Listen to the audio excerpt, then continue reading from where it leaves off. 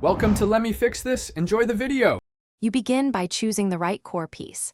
Straight grain reduces warping and eases extraction. Once chosen, measure and scribe accurate cut lines. Precision here prevents binding later. Clamp the blank firmly to your bench so the wood cannot shift during cutting, and make sure you leave that small kerf allowance.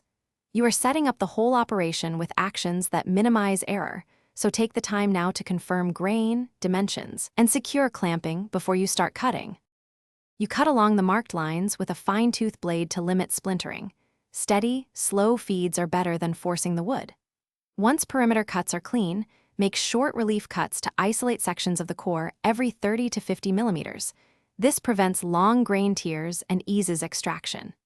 Use a router with a shallow bit and a straight-edge guide to remove bulk material, then pare to the final shape with sharp chisels. This sequence gives you controlled removal and keeps the core intact. You finish by sanding and test-fitting the extracted core, progressing through grits to achieve exact dimensions and smooth surfaces. Once fit is correct, dry assemble to confirm alignment. Use thin shims for very small adjustments, 1/10 to 5/10 of a millimeter, before permanent glue up.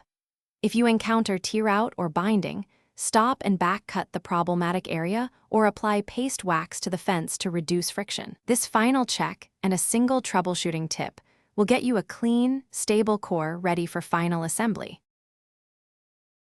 Thanks for watching. If you found this helpful, don't forget to like and subscribe.